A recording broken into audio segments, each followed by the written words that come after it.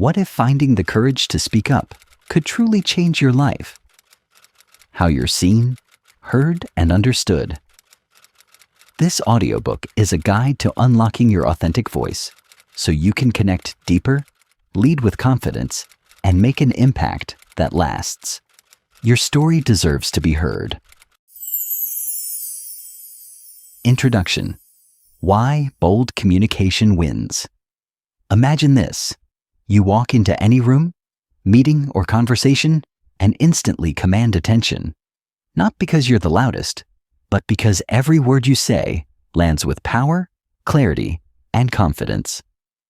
Picture people leaning in, genuinely wanting to hear what you have to say, drawn not just by your ideas, but by how you express them.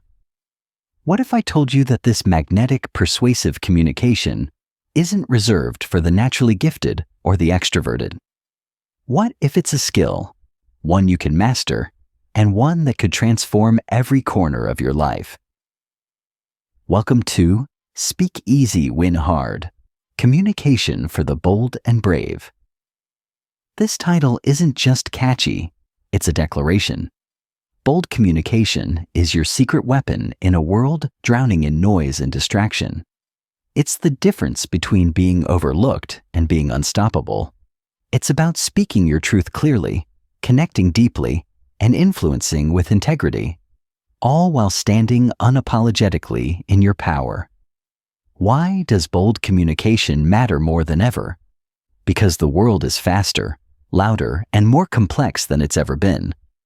Whether you're negotiating a raise, leading a team, resolving conflict, or simply trying to be heard in a crowded space, the stakes are high. Every missed opportunity to express yourself clearly costs you influence, respect, and sometimes even your peace of mind. This audiobook is your guide to breaking through that noise, silencing self-doubt, and speaking with the kind of boldness that commands real results. What can you expect from this journey? This isn't just theory or fluffy advice. You'll get practical, actionable tools wrapped in powerful mindset shifts, strategies designed to build your confidence, sharpen your presence, and transform your interactions from ordinary to extraordinary. You'll learn to navigate difficult conversations, master nonverbal cues, and own your voice in any situation, no matter how challenging. Each chapter builds on the last, guiding you step by step toward becoming a communicator who doesn't just speak, but wins hard. At the heart of this audiobook is the Bold and Brave framework, a proven blueprint to unlock your authentic voice and harness your inner courage. Bold means clarity, directness, and unwavering confidence. Brave means vulnerability, empathy, and resilience in the face of resistance. Together, these qualities create a communication style that's not only persuasive, but profoundly human. This framework isn't about being aggressive or loud. It's about being powerfully you, with a presence that leaves lasting impact. So, are you ready? Ready to stop shrinking, stop hesitating, and start speaking easy while winning hard? Your voice is waiting. The world is waiting. Let's begin. Chapter 1. The Truth About Fear and the Power of Voice. Fear is not the enemy, it's the indicator. For many people, the mere idea of speaking up, especially in front of a group, feels like standing at the edge of a cliff.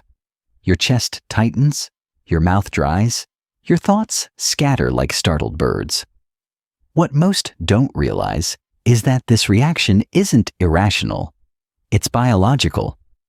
The fear that grips you before you speak is an ancient alert system designed to protect you from perceived danger.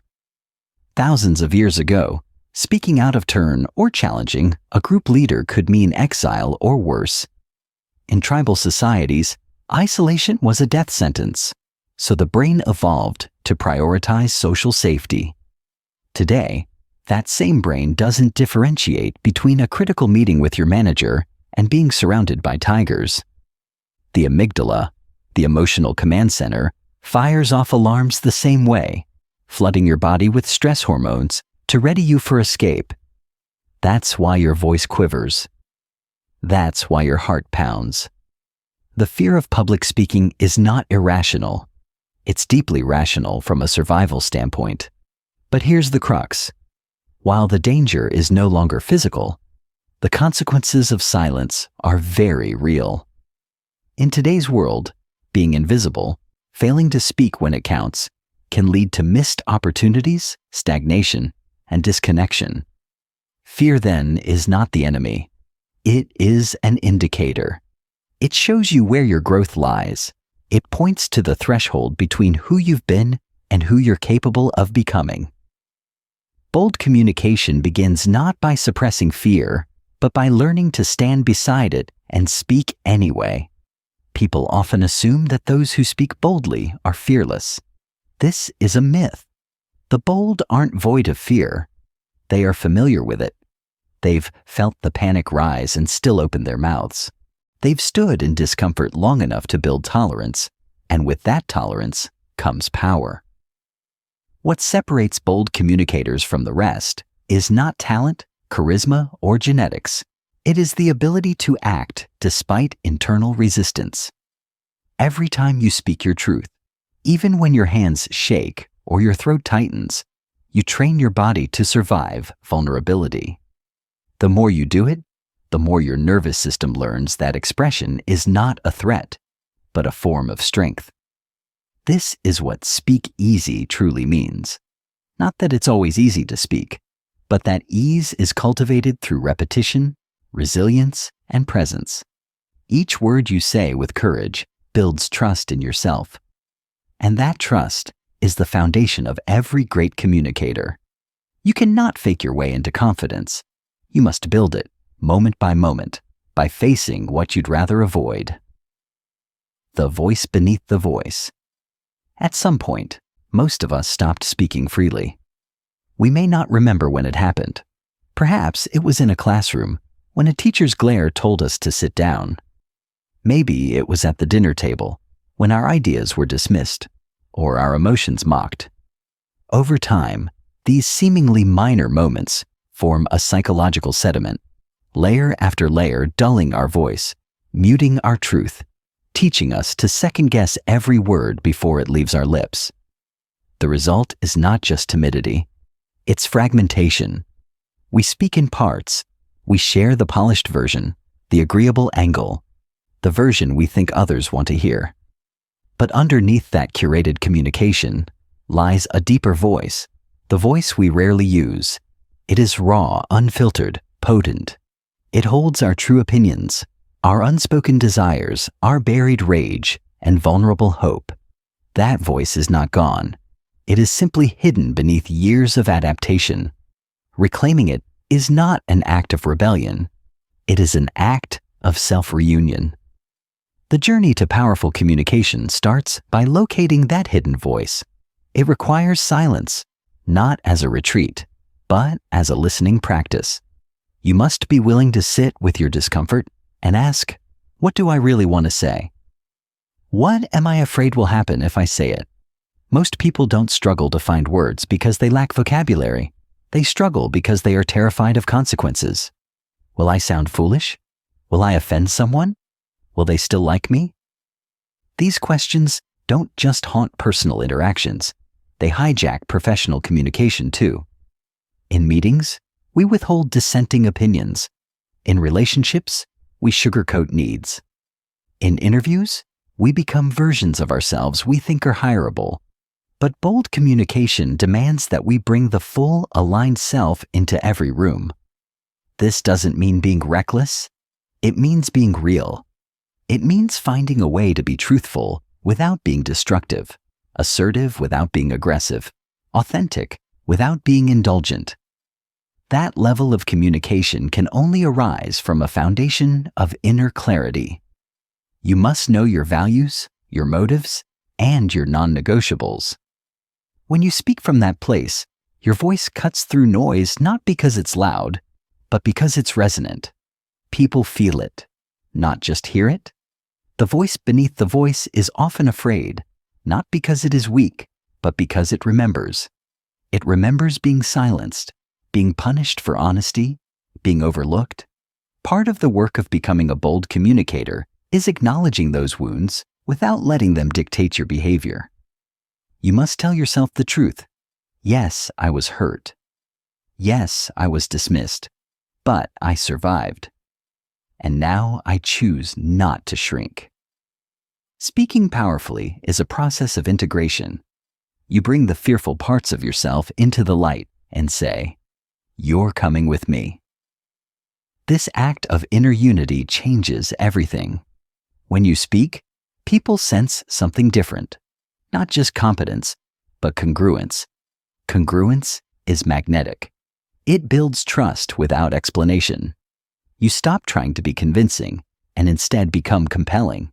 You stop needing permission. You start moving as if your voice belongs in every room you enter, not out of entitlement, but out of integrity. The physiology of power. There's a direct, measurable link between how you inhabit your body and how you access your voice.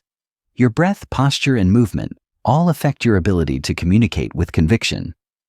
Unfortunately, most people enter high-stakes conversations in a state of contraction. Shoulders tense, breath shallow, jaw tight. These are signs of defense, not confidence. And your voice follows suit. It becomes thinner, higher-pitched, tentative. To reverse this, you need to create physiological spaciousness. Breath is the gateway. Before any important conversation or presentation, the bold communicator learns to breathe low and slow, activating the parasympathetic nervous system. This tells your body, "I am safe." When your body feels safe, your voice deepens. Your thoughts organize. You gain access to the full range of your vocal tone. This isn't about sounding rehearsed. It's about speaking from a grounded, embodied state that supports spontaneity. Boldness isn't a mask you put on. It's a state you step into. And that state begins in the body. Physical alignment is equally critical. Try this. Stand tall, feet rooted, chest open. Already you feel different. This is not a power pose gimmick. It's a neurological signal. Your body posture influences your brain's perception of your role in the room. When you slump or shrink, your brain receives the message, "I am under threat." When you expand, your brain interprets, "I belong here." This shift is subtle but profound. It influences not only how you speak, but how others respond. People mirror the energy you bring. Speak from contraction, and they will feel your insecurity. Speak from openness, and they will open to you. Over time, these somatic practices build a new baseline of presence. You no longer need to psych yourself up or fake confidence. You've trained your system to recognize self-expression as safe and even pleasurable. The voice is not merely a sound. It is a vibration that originates deep within the body. To speak with power, you must connect with that physical source. One powerful practice is vocal toning, humming or vibrating sounds that warm up the vocal cords and relax the nervous system. Singers and actors do this before every performance. Why shouldn't you? You are performing every time you enter a conversation where the stakes matter. Whether you're giving feedback, asking for a raise, presenting your vision, or having a difficult personal talk, your voice needs to be ready not just intellectually, but physically. And yet most people do none of this. They rush into communication moments unprepared, uncentered, and wonder why their message falls flat. Bold communicators prepare like athletes. They understand that communication is not just a mental game. It's a full-body act. The more you care about your message, the more it deserves preparation. That preparation, rooted in breath, posture, and presence, becomes your armor, not to protect you from others, but to protect you from your own self-doubt. The most liberating realization of all is this: your voice is not something to affix. It is something to free. Beneath all the conditioning, all the hesitation, all the years of silence or performance, lies a voice that is naturally powerful. You don't have to become someone else. You just have to remove what's blocking you from being fully you. That is the essence of bold communication. Not artifice, but authenticity amplified. When you speak from that place, you don't just inform, you move. You don't just present, you connect. And in that connection, everything changes. Your relationships deepen, your opportunities expand, your sense of self solidifies. You become the kind of person who no longer fears their own voice, but reveres it. Chapter 2. The Language of Impact. Speaking to be felt, not just heard words that land. The architecture of resonance. There is a striking difference between speech that fills silence and speech that reshapes the atmosphere of a room. We have all witnessed both. One kind of communication floats past us like idle wind, technically correct, maybe even eloquent, yet it leaves no imprint. The other kind lingers long after the speaker has gone. It resonates because it hits a frequency deeper than understanding. It moves us. The truth is, most people spend their energy assembling sentences, unaware that words are not merely conveyors of meaning. They are sculptors of emotional reality. They can disarm or provoke, elevate or diminish, include or isolate. A bold communicator understands this power and uses it with precision. They do not waste language on performance or filler. Every word is a choice. Every pause is deliberate. The impact comes not from quantity but clarity. In the same way an architect designs a building for both strength and beauty, a speaker must design their message to carry emotional weight while maintaining structural integrity. To speak with impact, you must first strip your language of clutter. This is not about minimalism for its own sake, but about amplification of meaning. Verbal hedging, phrases like kind of, maybe, I just think, are common forms of self-sabotage. They signal uncertainty, even when the message is valid. Politeness should never come at the cost of power. Clarity, contrary to popular fear, is not arrogance. It is a gift. People crave directness, especially in a world saturated with ambiguity. When you say what you mean, without dilution or disguise, you earn trust. That doesn't mean you abandon nuance or sensitivity. It means you refuse to wrap truth in unnecessary apology. A great communicator wields language like a sculptor with a chisel, shaping it carefully but never timidly. They are guided not just by grammar, but by emotional precision. They choose words that align with the moment, the audience, the intention. And most importantly, they speak to be felt, not merely to be understood. Language that lands also relies on rhythm. Human beings are rhythmic creatures. We breathe in patterns, walk in cadence, respond to tempo. That's why poetry and oratory carry such disproportionate impact. They're not just linguistic, but musical. To master communication is to master cadence. Vary your pace. Use silence as punctuation. Let your sentences breathe. These aren't theatrics. They're tools of neurological influence. The brain loves novelty, but it also craves pattern. Speak in a flat, endless stream, and your listener's attention fades. Introduce contrast, slow then fast, soft then firm, and you generate a sense of vitality.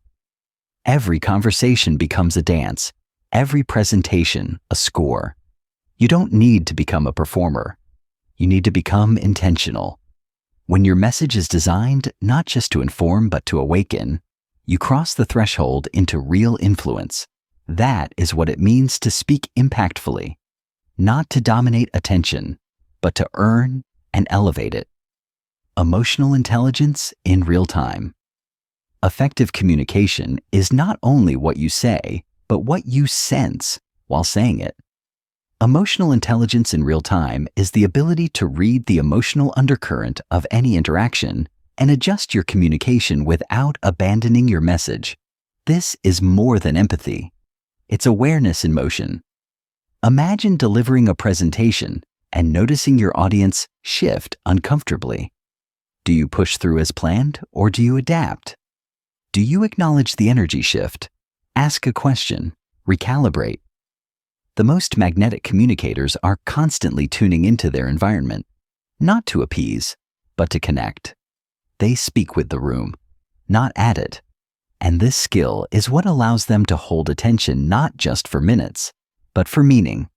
Connection is not built through content alone. It is built through emotional congruence.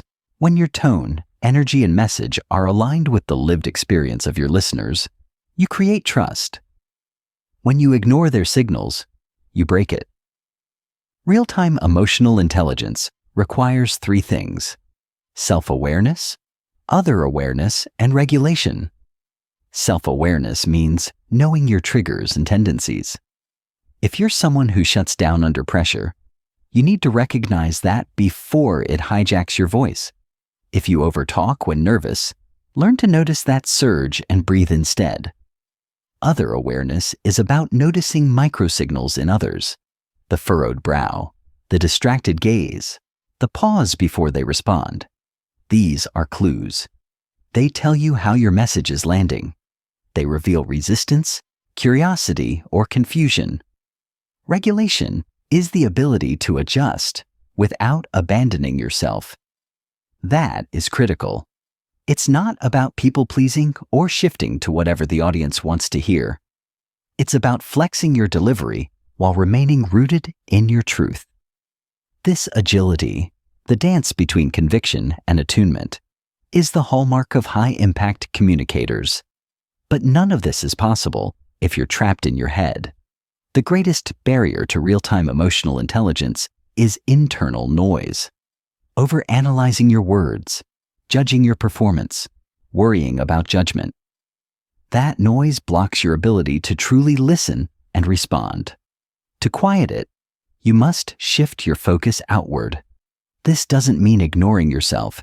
It means expanding your awareness to include the emotional reality of others. One powerful way to do this is through the use of naming. If you sense tension, name it gently. It seems like this topic brings up strong feelings. Am I sensing that right? If you notice confusion, clarify. Let me pause. Was that clear? When you name the emotion in the room, you disarm resistance. People feel seen. Defenses drop. That moment of mutual recognition is where transformation begins. The bold communicator is not just a speaker. They are a steward of emotional space. They listen with their whole body, speak with attuned precision, and move others not through force, but through presence. Story as a tool of transformation. If logic is the skeleton of communication, story is the soul. Facts inform, but stories transform. They engage not only the intellect, but the imagination, the senses, the heart. The human brain is wired for narrative.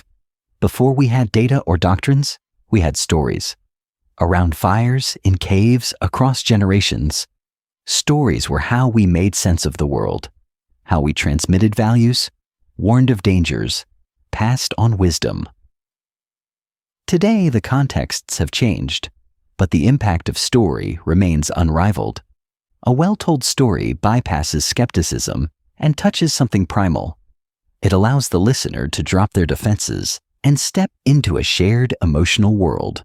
And when you learn to use story in your communication, not as decoration, but as a central method, you unlock a level of influence that slides beneath surface resistance and speaks directly to the core of your audience. But not all stories are equal.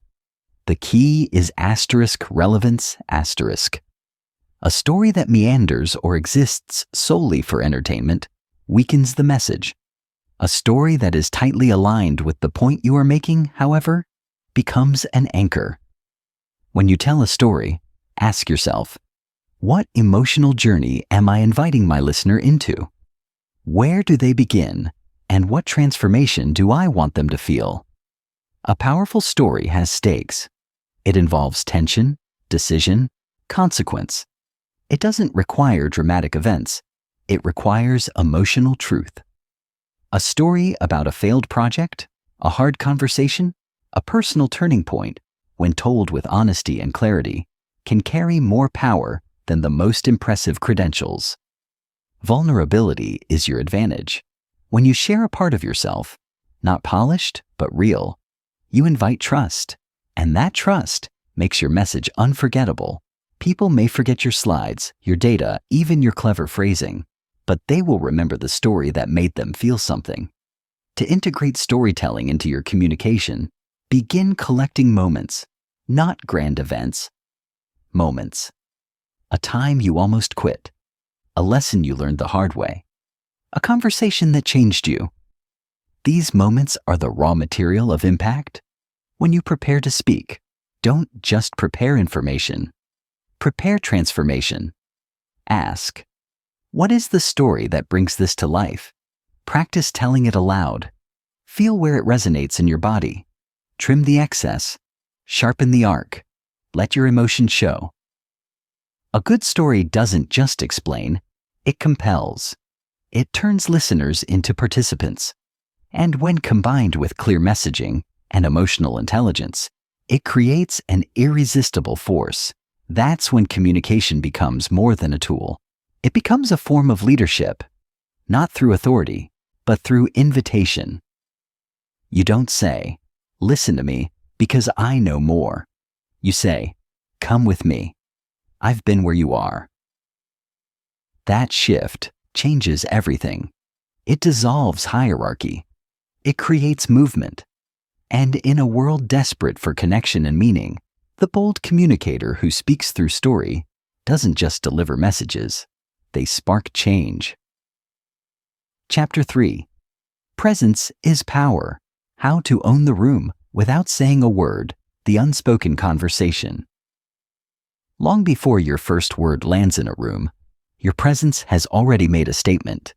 The moment you step into a space, be it physical or virtual, an unspoken conversation begins. People register your body language, your energy, your gaze. These subtle cues broadcast your internal state far louder than your voice ever could. Are you open or closed? Grounded or anxious? Present or distracted? These are the questions your listeners answer in milliseconds, often without conscious awareness, and their impressions shape everything that follows. You may have the most articulate arguments, the most brilliant ideas, but if your presence contradicts your message, your words will be received with doubt. Presence, then, is not an abstract quality. It is your emotional and physical availability, expressed through your posture, attention, breath, and facial expression. It is the felt sense that you are here, fully, unapologetically, and without performance. To cultivate presence is to command the intangible. It is not about dominating space through volume or charisma. It is about occupying space with integrity. It means walking into a room without collapsing into apology or inflating into arrogance. It means choosing to belong before anyone grants you permission. That choice, subtle as it may seem, changes your entire physiology. Your shoulders square, your breath deepens, your eyes meet others without flinching. The result is magnetic. People are drawn to those who are fully in their own skin. They sense the lack of pretense, and they trust it. That's the paradox. The more at ease you are with yourself, the more authority others attribute to you. Not because you asserted it, but because you embodied it. Presence doesn't require effort. It requires alignment. When your inner world, your thoughts, values, confidence, matches your outer expression, people feel your congruence. That congruence becomes your silent introduction. You don't have to prove anything. You simply are. The challenge, of course, is that most of us have spent years disconnecting from our bodies. We live in our heads, rehearsing, analyzing, predicting, and in doing so, We miss the sensory signals that could anchor us in the now. But the present moment is the only place from which true communication can happen. You cannot connect to others if you are disconnected from yourself. Presence requires embodiment. It requires slowing down enough to notice, how am I standing? Where is my attention? What emotions are running under the surface? These aren't distractions. They are data. They allow you to regulate before you speak, to settle your systems so that your words carry rootedness. You don't become present by thinking about presence. You become present by feeling, by returning to your breath, by lifting your gaze, by planting your feet and giving yourself full permission to take up space, not as a threat, but as a gift. When you do, the room responds before you say a word. Attention is your greatest currency.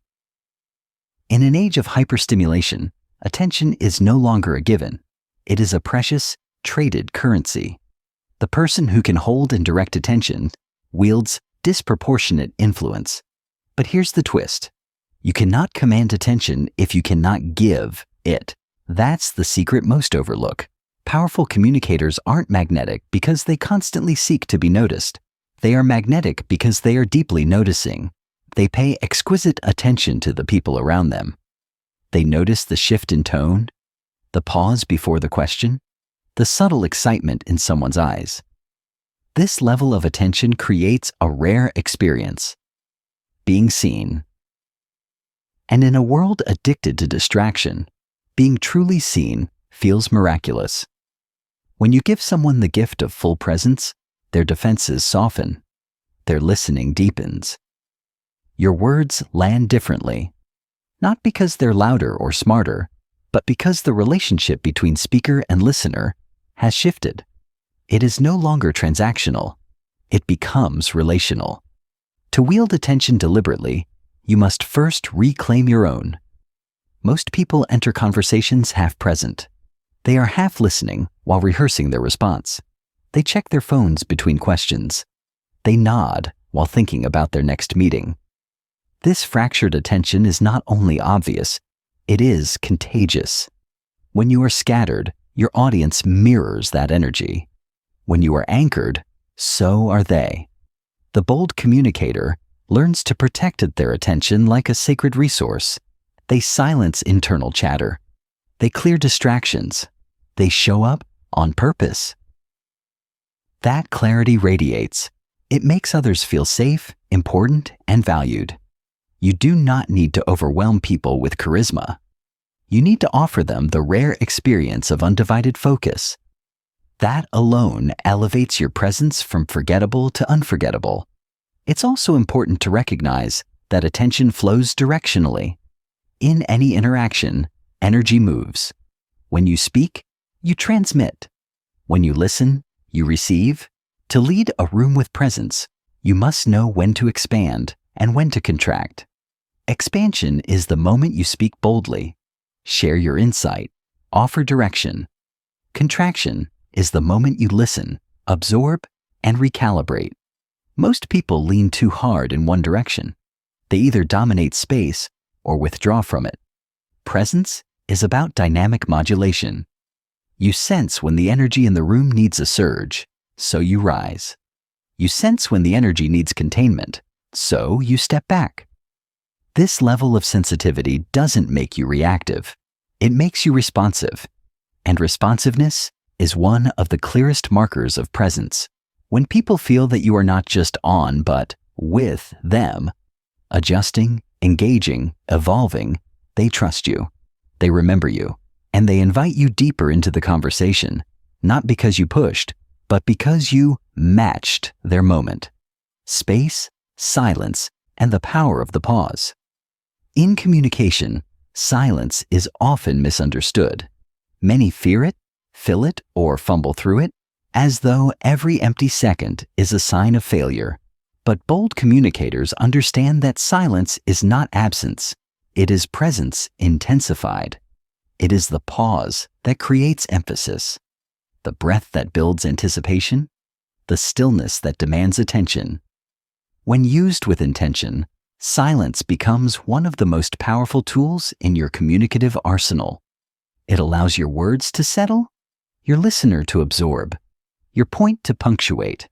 Without pause, your message becomes noise. With pause, it becomes music. The difference is rhythm. Bold communicators use silence the way musicians use rests, not as empty space, but as sculpted tension. It is in the pause that people lean in. It is in the pause that your message has room to resonate.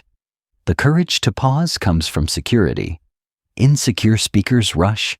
They fear silence because it reveals them. But when you trust your message, your value, and your presence, you no longer need to race through your words. You know that impact takes time. You learn to let your sentences breathe. You deliver a point and let it land. That moment of quiet is not a void. It's an invitation. It tells the listener, I trust you to think, to feel, to interpret. Silence, used wisely, empowers the audience. It gives them agency in the communication process. They are not passive recipients. They are co-creators of meaning. That co-creation is what makes communication stick. Not just heard in the moment, but carried forward in memory and action. Mastering silence also changes your relationship with conflict. Most people, when faced with tension, try to talk their way out of it. They over-explain, defend, or dilute. Bold communicators hold space. They allow discomfort without rushing to resolve it. They understand that sometimes the most powerful thing you can say is nothing at all. A pause, a held gaze, a grounded stillness. These become the statements. They signal confidence, clarity, and control. And they often speak louder than any rebuttal. This doesn't mean withholding as a power play. It means respecting the potency of space. It means trusting that not every moment needs to be filled, and not every insight needs to be stated. When you embrace silence, you communicate more than words ever could. You communicate presence. And in a world desperate for authenticity and depth, presence is the most persuasive language of all. Chapter 4. The courage to confront, communicating through conflict with grace and grit. Reframing conflict as catalyst conflict. The word alone conjures tension, unease, and the instinct to avoid or appease. For many, conflict signals risk of rejection, rupture, or retaliation. But what if conflict, when approached with courage and clarity, wasn't a threat to connection, but its gateway? At its root, conflict simply means difference. Differences in values, perspectives, expectations, or needs. It becomes dangerous not because of the difference itself, but because of how we handle or mishandle it. Most people are never taught how to approach disagreement constructively. They either retreat into silence or escalate into aggression. But bold communicators understand that conflict, when approached skillfully, can deepen understanding, strengthen relationships, and even birth innovation. The key is not to eliminate conflict, but to reframe it, from something to fear to something to facilitate.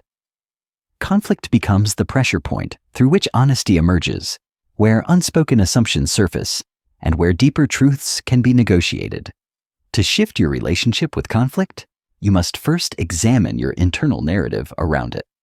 Were you taught that disagreement equals disrespect? That confrontation is inherently hostile. These beliefs unconsciously guide your behavior in high-stakes conversations. Reframing begins with recognizing that discomfort is not danger. Tension is not failure. In fact, healthy relationships, whether professional or personal, require friction. It's through friction that clarity is forged. A bold communicator doesn't seek conflict for its own sake, but neither do they shy away from it.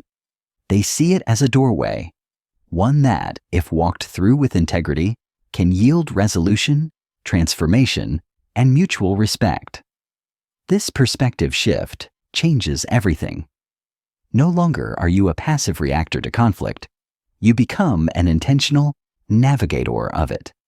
You understand that the goal is not to win, but to uncover, to surface the deeper layers beneath the disagreement and build forward from there. Mastering this reframing also involves changing how you prepare for difficult conversations. Instead of rehearsing arguments or armor, you prepare your presence. You ground yourself, clarify your intention, and align your tone with the outcome you desire. You don't enter to attack or appease. You enter to engage. You lead with curiosity, not certainty. "Help me understand your perspective" is a more powerful opener than any perfectly crafted point. It creates space for dialogue, not debate. And that space, structured yet flexible, is where real progress happens. When both parties feel heard, they become more willing to hear. When they feel respected, they become more open to compromise. This is not utopia. It's a disciplined practice, one that bold communicators cultivate deliberately. They see conflict not as something to survive, but as a terrain to skillfully traverse, knowing that within it lies the potential for deeper connection, greater clarity, and authentic influence. Grounded assertiveness, saying hard things with integrity. There's a distinct difference between aggression and assertiveness. Aggression seeks to dominate, to overpower, to win at the cost of relationship. Assertiveness, on the other hand, is grounded in self-respect and respect for others. It is the ability to name truth, express need, and hold boundary without apology or blame. It is not easy, but it is essential. Without assertiveness, communication becomes either manipulative or muted. But bold communicators practice assertiveness not as a reaction, but as a stance. It begins with clarity. What do I need? What do I feel? What is the outcome I'm aiming for? From that internal clarity, they craft communication that is direct but not abrasive, firm but not cold, confident but not closed. This tone is what earns trust in moments of tension. People don't trust perfection. They trust consistency. When you speak with grounded assertiveness, you show that your words are anchored, not flung. You show that your strength is tempered by self-awareness, and that balance is what transforms confrontation into constructive dialogue. Saying hard things is often where even strong communicators falter. They either sugarcoat until the message disappears, or they unleash in a wave of frustration. Neither strategy is effective. The former confuses, the latter wounds. Bold communication means choosing a third way: clarity with compassion. You speak the full truth, clearly, calmly, directly, but you do so with care for how it will land. You consider timing, tone, and intention. You separate the person from the behavior. "I felt dismissed when I wasn't included in that decision" is worlds apart from "you never consider me." The former invites understanding. The latter invites defensiveness. Assertive language uses I statements, specific examples, and focused requests. It stays on message, even when emotions surge. This takes practice. It requires emotional regulation, preparation, and the discipline to stay anchored in your values while expressing your needs. But when done well, it not only clarifies conflict, it elevates trust. People may not always agree with you, but they'll respect your honesty. And in time, that respect becomes the bridge that holds even difficult relationships together. Equally important is learning to receive assertive feedback without collapse or counterattack. This is a hidden dimension of bold communication, the capacity to remain open while being challenged.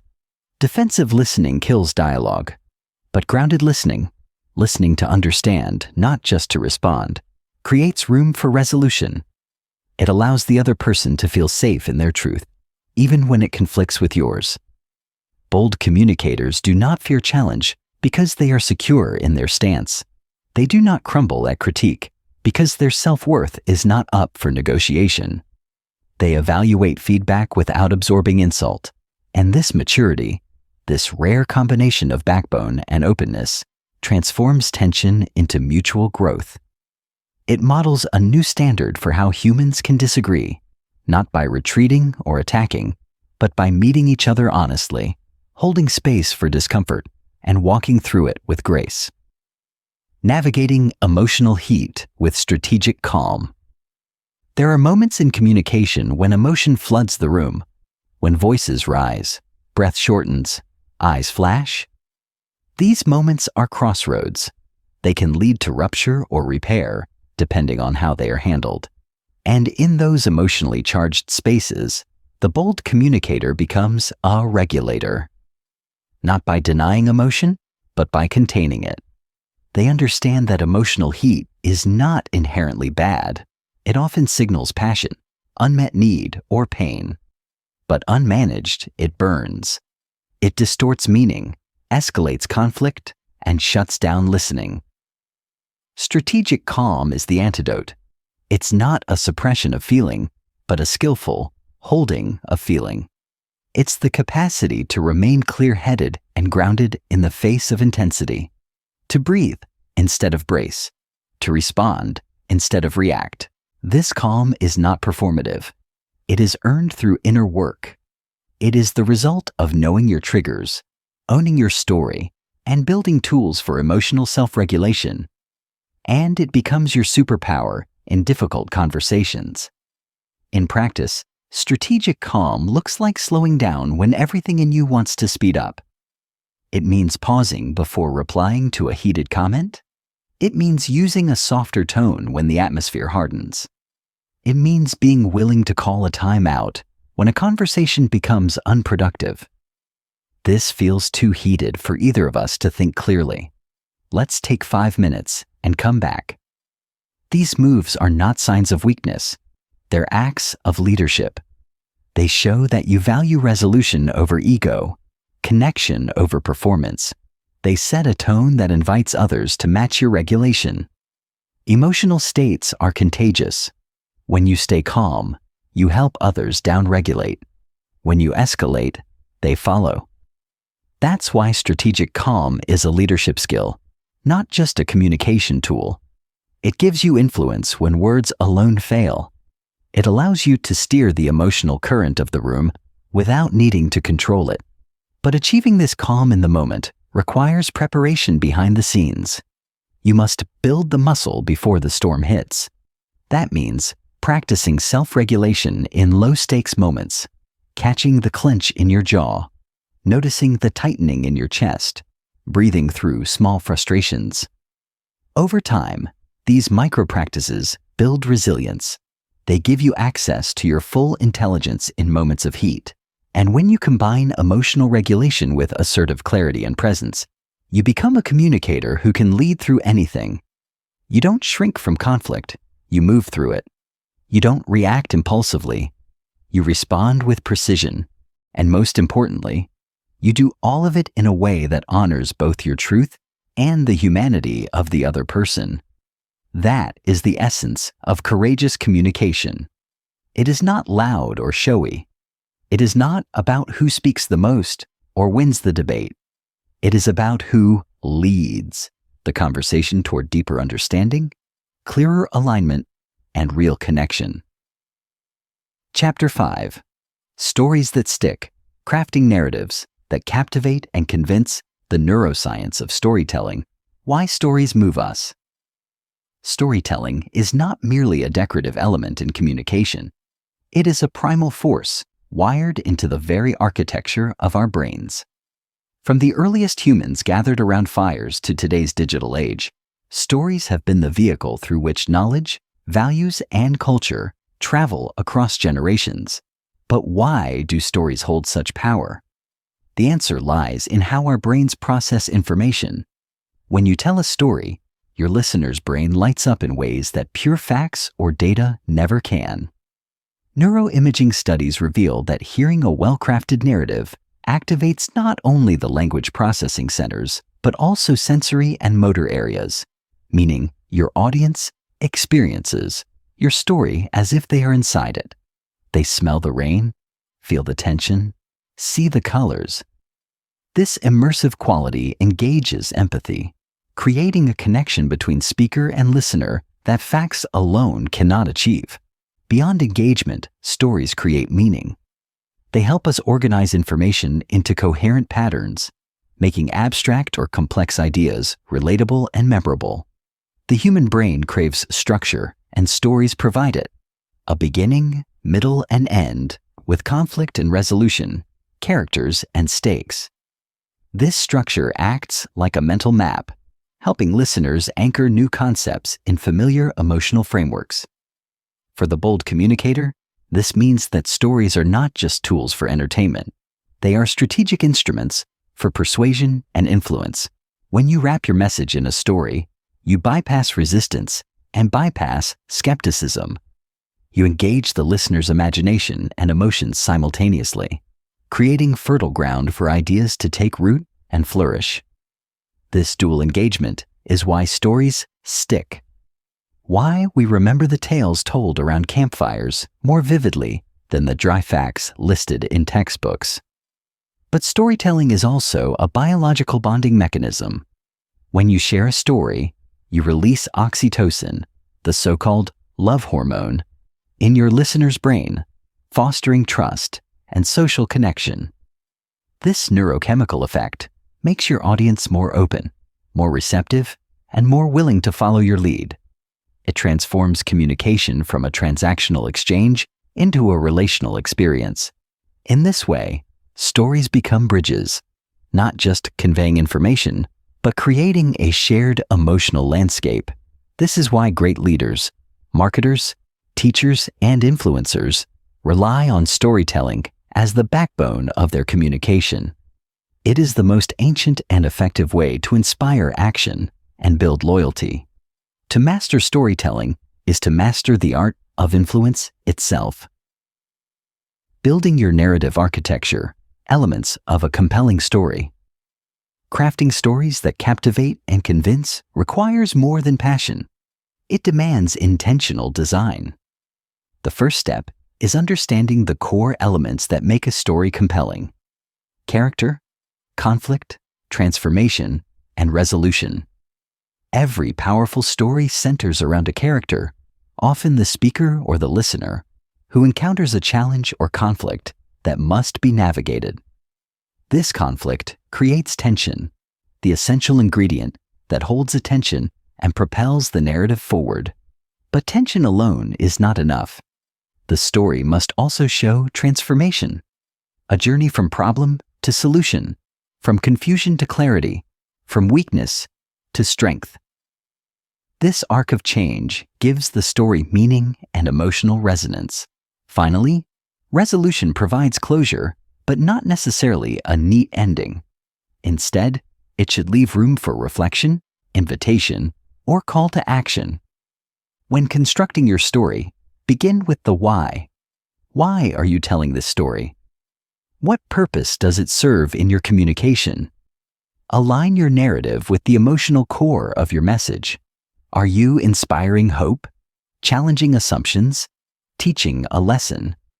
The clarity of purpose will guide your choices around what to include and what to leave out.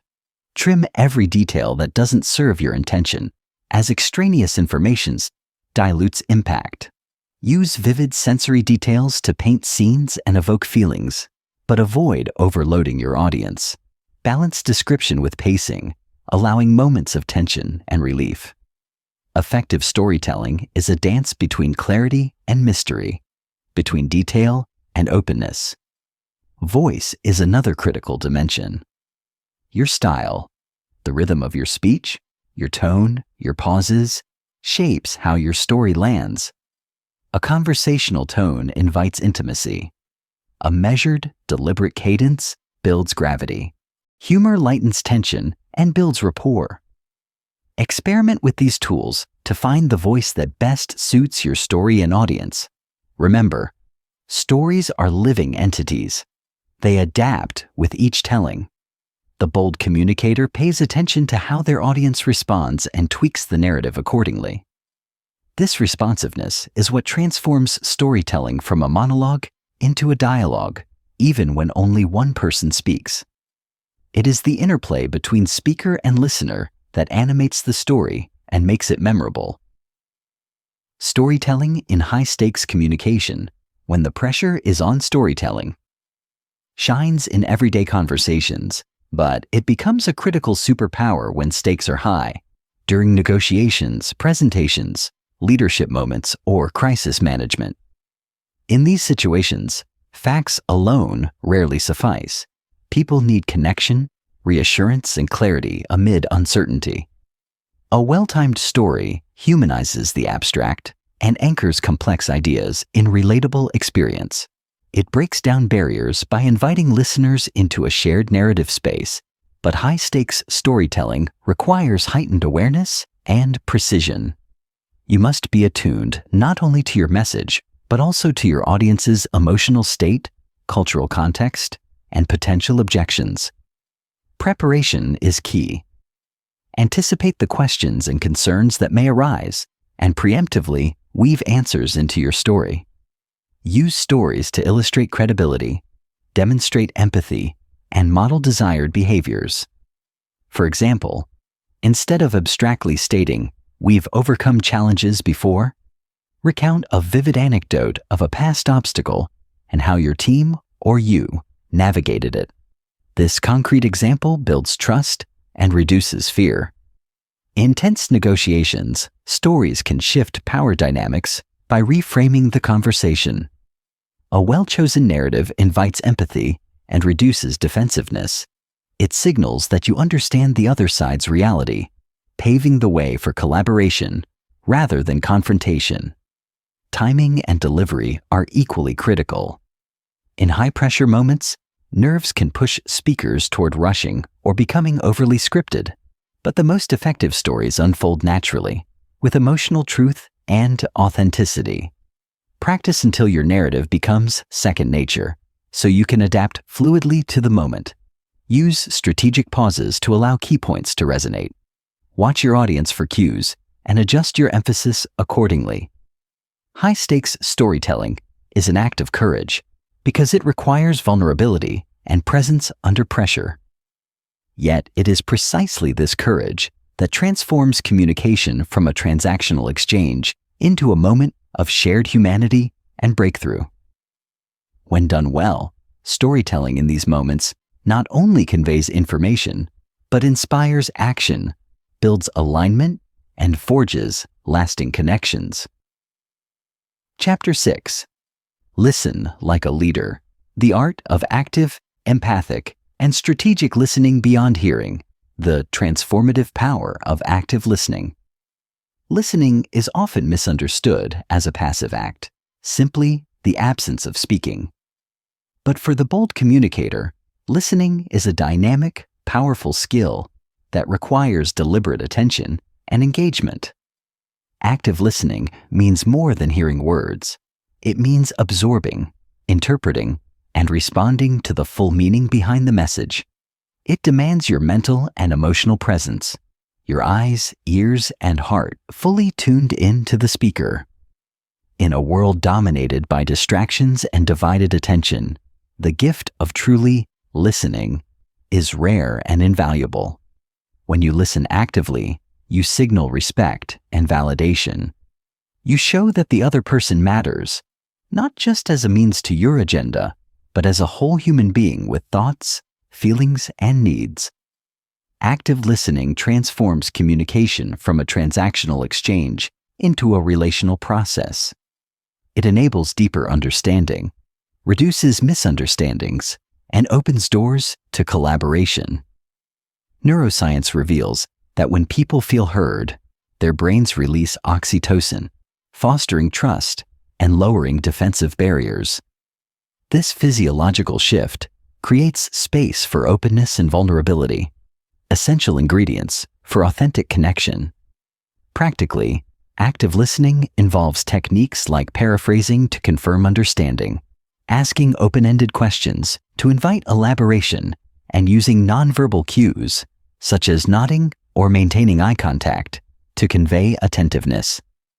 These behaviors create a feedback loop that encourages the speaker to share more deeply and honestly.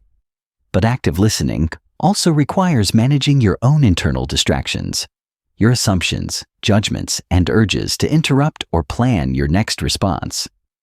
The bold communicator practices listening without agenda, temporarily suspending their own perspectives to fully inhabit the other person's world. This radical empathy shifts the dynamic of conversations, especially in conflict or negotiation. Instead of rushing to fix or rebut, you prioritize understanding. This doesn't mean you abandon your viewpoint or passively accept everything said. It means you build a foundation of trust and clarity from which meaningful dialogue can emerge. Mastering active listening is foundational because it lays the groundwork for every other communication skill covered in this book. Without it, even the most eloquent words fall flat. Empathic listening, tuning into emotion and unspoken truths. Words only tell part of the story. Beneath the surface of every conversation lies a rich terrain of emotion, intention, and unspoken truths. Empathic listening involves tuning into these subtleties, the tone of voice, body language, and emotional undercurrents that reveal what the speaker may not be saying outright. This deeper layer of listening requires heightened sensitivity and emotional intelligence. It means paying attention to feelings like frustration, fear, excitement, or hesitation, and reflecting them back in a way that validates the speaker's experience. For example, saying, "It sounds like this situation has been really stressful for you," shows that you are not only hearing words, but also feeling the emotional texture behind them. Empathic listening builds profound trust because it honors the whole person, not just the content they deliver. It signals that you care about their experience, not just the information they convey. This kind of listening is especially important in leadership, coaching, counseling, or any high-stakes relationship where emotional dynamics can either block or enhance communication. It requires you to be present with discomfort, both yours and theirs, and resist the urge to fix or change the emotion prematurely. Instead, you hold space for vulnerability, allowing feelings to surface safely. This creates a feedback loop of emotional safety, encouraging honesty and deeper engagement. Importantly, empathic listening also uncovers the unspoken needs and desires beneath the conversation. Often, what people say is influenced by fear, social norms, or incomplete self-awareness. By attuning to emotional cues and gently probing with curiosity, you can reveal core concerns and motivations that inform behavior. This insight gives you strategic advantage in negotiations, conflict resolution, or team dynamics. When you address the root emotional layer, solutions become more durable and relationships more resilient. Empathic listening, thus, is both an act of compassion and a strategic tool for influence. It deepens your connection with others and expands your capacity to lead conversations toward meaningful outcomes. Strategic listening, using listening as a leadership tool. While empathy and presence are essential, the bold communicator also listens strategically. This means listening with purpose, using information gathered to guide decisions, shape messages, and influence outcomes. Strategic listening is not passive. It is an active, intentional process of gathering intelligence in real time. In leadership and high-stakes communication, this skill separates effective communicators from mere talkers. By listening closely, you can identify opportunities, anticipate objections, and uncover underlying interests. You learn not only what is being said, but what is not being said. Silences, hesitations, contradictions that often reveal the true dynamics at play. Strategic listening requires sharp observation and mental agility. You parse the content for facts, the emotion for motivation, and the context for meaning. You recognize patterns in language and behavior, spotting inconsistencies, or areas ripe for collaboration. This kind of listening allows you to tailor your responses with precision, increasing your influence and credibility. It also positions you as a trusted partner rather than an adversary, because people feel genuinely understood and respected. Strategic listening integrates active and empathic listening with a clear vision of your goals, enabling you to navigate complex conversations with confidence and finesse. One practical approach to strategic listening is note-taking, whether mental or physical, during important conversations.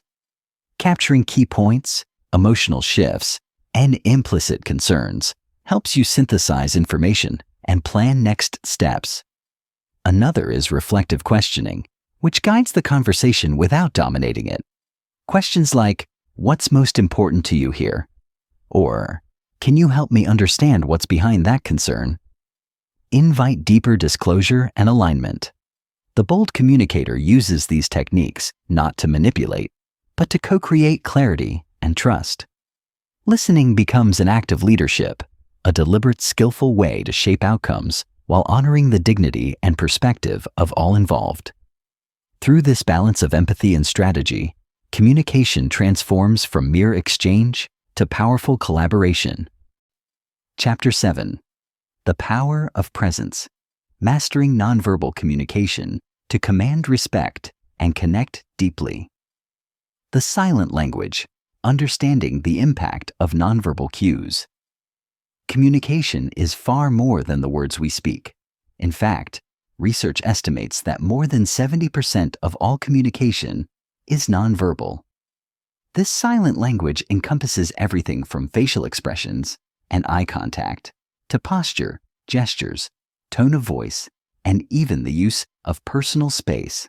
For the bold and brave communicator, mastering nonverbal cues is not an optional skill.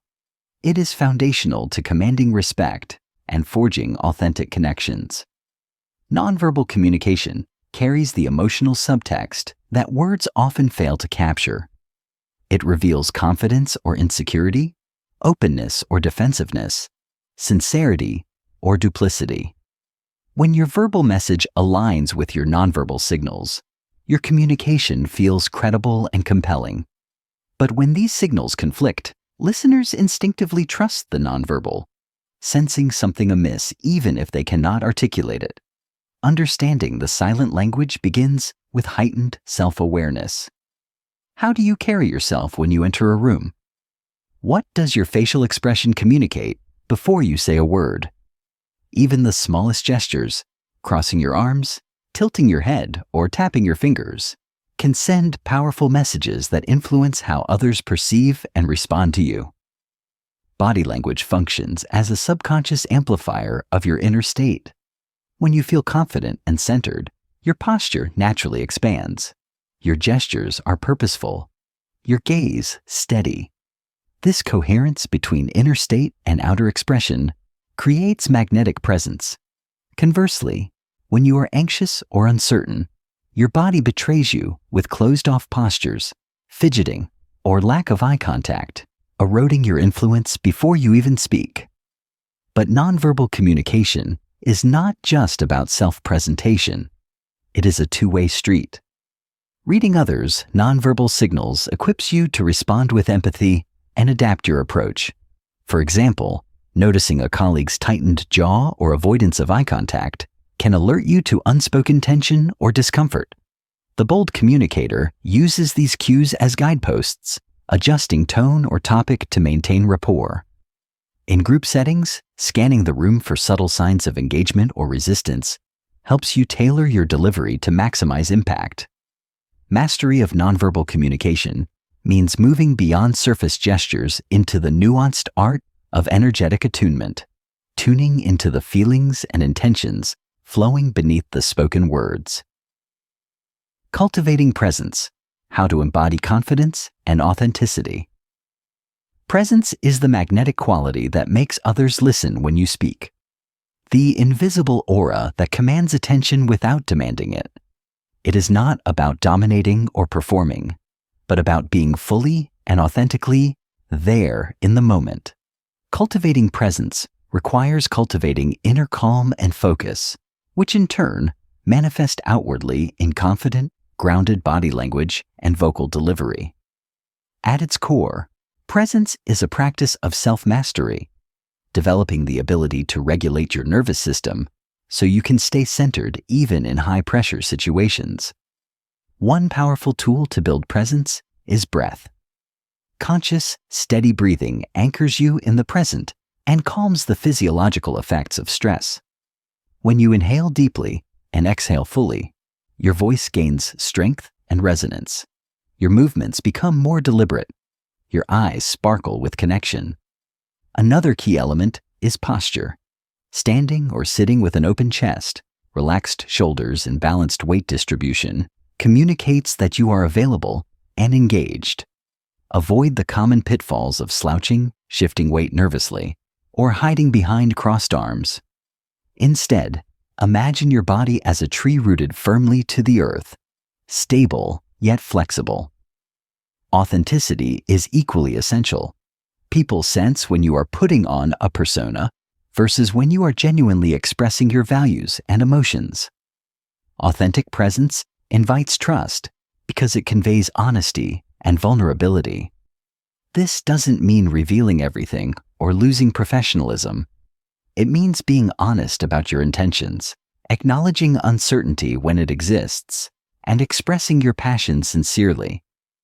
When your words and body language come from a place of truth, your communication transcends technique and becomes transformative. To cultivate presence, practice mindful awareness in everyday interactions. Notice how you show up and gently guide yourself toward greater openness, calm, and clarity. Over time, presence becomes a habit, not an act. The vocal instrument, using your voice to influence and inspire. While body language carries much of the emotional weight in communication, the voice is your primary instrument for shaping meaning and mood. How you say something often matters as much as what you say. The tone, pitch, pace, and volume of your voice work together to create impressions that influence whether your message resonates or falls flat. The bold communicator learns to harness the full range of their vocal instrument, transforming speech into a compelling performance without sacrificing authenticity. Tone conveys emotion. A warm, modulated tone invites connection. A sharp or monotone voice can alienate or bore. Pitch variation helps sustain interest, while steady, flat pitch may signal disengagement or uncertainty. Pace controls rhythm. Speaking too quickly can overwhelm listeners or suggest nervousness, while speaking too slowly risks losing attention or sounding condescending. Volume must be calibrated to the environment and the emotional tenor of the message. Speaking too softly can undermine authority, while shouting shuts down dialogue. Mastery of these vocal elements requires mindful practice and feedback. Breath control is the foundation of vocal power. Your voice depends on the steady flow of air, so developing diaphragmatic breathing not only supports strong projection, but also reduces vocal strain. This technique involves engaging the lower ribs and abdomen rather than shallow chest breathing. Pauses, often overlooked, are among the most effective vocal tools. Strategic silence emphasizes key points, gives listeners time to absorb ideas, and adds dramatic effect. Pauses also allow you to gather your thoughts and maintain composure under pressure. Recording yourself and listening critically is one way to refine your vocal delivery. Experiment with different speeds, tones, and emphases to discover what feels authentic and compelling. Public speaking coaches often recommend reading aloud from varied materials, from poetry to news articles, to develop vocal flexibility. Ultimately, your voice is a powerful tool of influence when used intentionally. It breathes life into your words and connects you viscerally with your audience. Cultivating vocal presence is an ongoing journey that amplifies your overall communication power. Chapter 8. The art of assertive communication, balancing boldness with respect to achieve influence.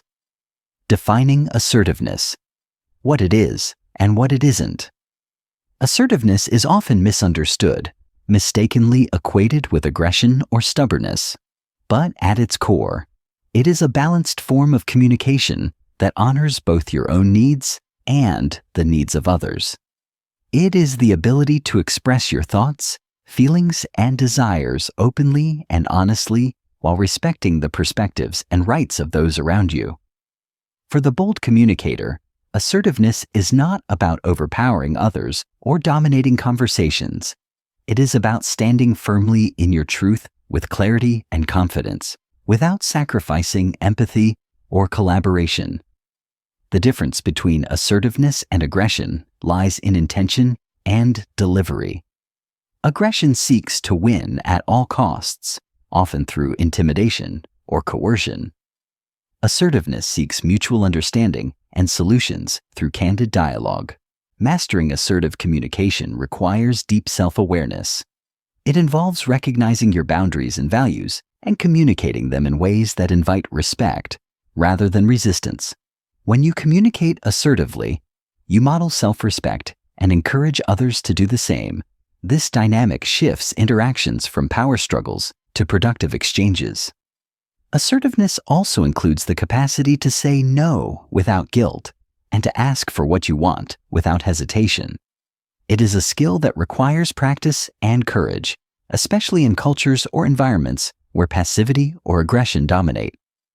Developing assertiveness empowers you to advocate for yourself while maintaining healthy relationships, a critical balance for leadership, negotiation, and everyday life. Techniques for assertive communication, words, tone, and body language assertiveness is as much about how you say something as what you say. The language you use, your tone of voice, and your body language must all align to convey firmness without hostility. Start with clear, direct language. Avoid vague phrases or beating around the bush, which can lead to misunderstandings or frustration. Use I statements to own your feelings and requests, such as, "I feel overwhelmed when meetings start late," rather than blaming or accusing. This approach reduces defensiveness and invites constructive dialogue. Tone matters immensely in assertive communication. A calm, steady voice signals confidence and control, while a raised or shaky voice can undermine your message or trigger conflict. Modulate your tone to emphasize key points without sounding confrontational. Pauses can help you collect your thoughts and let your message land. In terms of body language, adopt an open posture. Uncrossed arms, relaxed shoulders, and steady eye contact to project confidence and openness. Avoid defensive or aggressive gestures like pointing fingers or glaring, which can escalate tension. Listening actively while being assertive is another crucial technique. Assertiveness is not just about speaking up, but also about engaging with others' perspectives respectfully. When you listen carefully, you show that you value the relationship and are committed to finding common ground. Reflecting back what you hear can diffuse misunderstandings and demonstrate empathy. For example, saying, "I hear that you're concerned about the timeline," before stating your needs, frames the conversation as collaborative rather than adversarial. The bold communicator balances clarity with care, firmness with flexibility, creating a communication style that commands respect and fosters connection. Overcoming barriers to assertiveness, fear, guilt, and cultural norms. Despite its importance, many people struggle with assertive communication due to internal and external barriers. Fear is often the greatest obstacle. Fear of rejection, conflict, or damaging relationships. This fear can manifest as avoidance, passive compliance, or aggressive pushback. Overcoming it requires cultivating self-confidence and reframing assertiveness as an act of respect rather than confrontation. Practicing small acts of assertiveness daily builds resilience and normalizes this way of communicating. Visualization and positive self-talk can also help reduce anxiety around speaking up. Guilt is another common barrier, especially for those socialized to prioritize others' needs over their own. You might feel selfish or uncaring for expressing your true feelings or desires.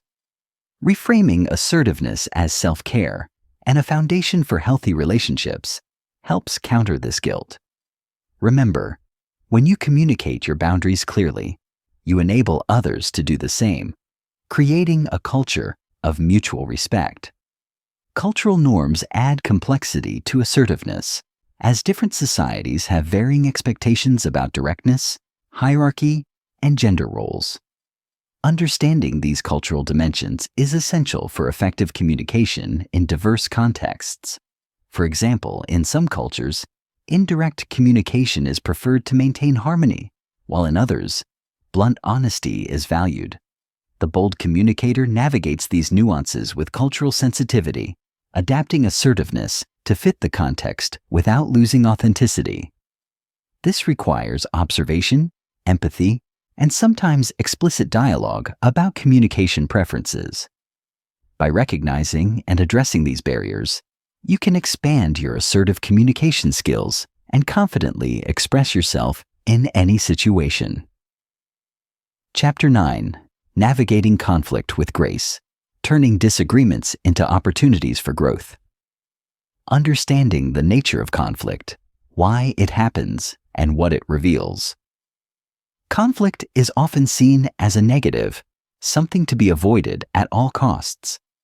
Yet, for the bold and brave communicator, conflict is an inevitable and essential part of human interaction, one that, when navigated skillfully, can lead to deeper understanding, innovation, and stronger relationships. At its core, conflict arises when there are incompatible goals, values, or needs between people. It surfaces as tension, disagreement, or even open hostility. Understanding the underlying nature of conflict requires moving beyond surface behaviors to uncover the deeper emotional, psychological, and sometimes cultural roots. Often, conflict reveals unmet needs, fears, or misunderstandings that, if addressed, can transform a relationship rather than fracture it. Conflict also functions as a mirror reflecting the health of communication between parties. When conflict repeatedly arises around certain themes or patterns, it signals areas needing attention and growth. It exposes differences in perception and priorities, highlighting the complexity of human interaction. The bold communicator does not shy away from conflict, but instead embraces it as an opportunity for clarity and connection. This mindset shift, from viewing conflict as destructive to viewing it as generative, is foundational. It frees you from the fear and resistance that often paralyze difficult conversations and opens the door to intentional engagement and resolution. Importantly, recognizing that conflict is normal and often unavoidable allows you to prepare mentally and emotionally. Instead of reacting impulsively or withdrawing, you cultivate curiosity about the other person's perspective and readiness to express your own needs clearly. This balanced approach diminishes defensiveness and paves the way for dialogue. Conflict managed well is not a barrier, but a bridge to growth. Strategies for constructive conflict resolution, communicating with clarity and compassion. Constructive conflict resolution hinges on the ability to communicate with both clarity and compassion. Clarity involves articulating your perspective and feelings honestly and directly without blame or accusation. This means using I statements to own your experience and avoid triggering defensiveness in others. For example, instead of saying, "You never listen to me," try, "I feel unheard when my ideas aren't acknowledged." This subtle shift invites understanding rather than confrontation. Compassion in conflict means actively seeking to understand the other person's point of view and validating their feelings even if you disagree. This does not require agreement, but rather acknowledgement that their experience matters. Techniques such as reflective listening, repeating back what you hear in your own words, and asking open-ended questions foster a safe environment for honest exchange. For instance, "Can you tell me more about why this is important to you?" encourages deeper exploration rather than shutdown. Another vital strategy is managing emotional intensity. Conflict often triggers strong feelings like anger, fear, or hurt, which can cloud judgment and escalate tension. The bold communicator develops emotional regulation skills, such as deep breathing or taking brief pauses, to stay grounded and focused on problem solving. If emotions run too high, suggesting a short break or postponing the conversation can preserve respect and openness.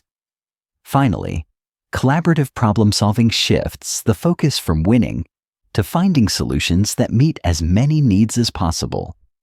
Brainstorming together and prioritizing shared goals help transform conflict into cooperation. This approach reinforces the idea that both parties are allies working toward a common outcome, not adversaries in a zero-sum game. When conflict escalates, maintaining control and knowing when to walk away. Despite best efforts, some conflicts escalate beyond productive dialogue, becoming toxic or damaging. Recognizing when a conversation is no longer serving either party is crucial for protecting your well-being and integrity. Signs of escalation include personal attacks, refusal to listen, or repeated cycles of the same arguments without progress. In such cases, maintaining control means managing your own reactions, avoiding retaliation or escalation, and calmly setting boundaries. Setting boundaries might involve stating clearly what behavior you will not tolerate or requesting a change in how the conversation proceeds. For example, "I want to continue this discussion, but I need us to speak respectfully." If boundaries are ignored, walking away temporarily or permanently can be an act of strength rather than defeat. Removing yourself from a harmful situation protects your mental and emotional health and prevents further damage to relationships. Walking away does not mean abandoning the relationships. The bold communicator acknowledges that voice is a gift and a responsibility, an instrument not just for personal gain, but for inspiring, influencing, and uplifting others. Vulnerability plays a critical role in owning your voice.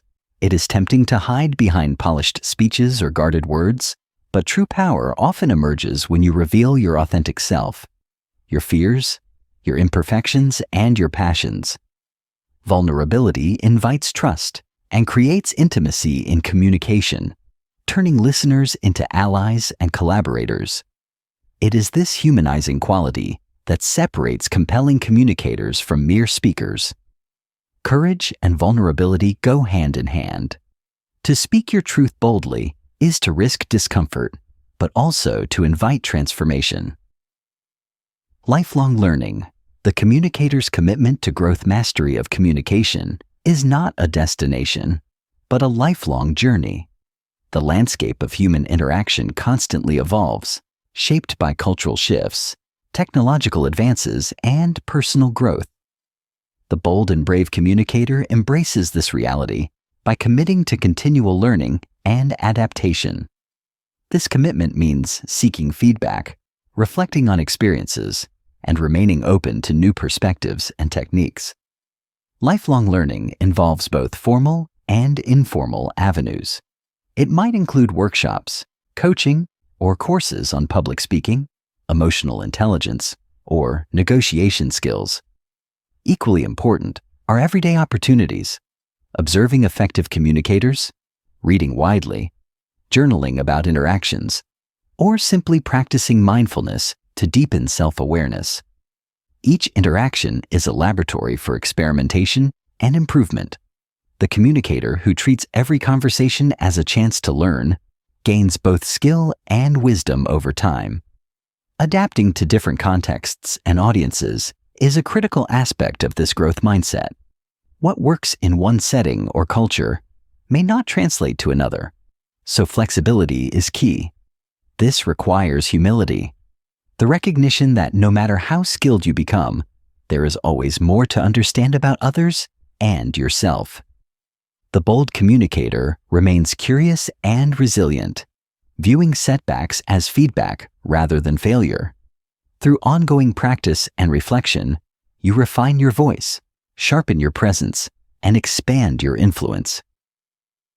Leaving a legacy, using your voice to inspire change and empower others.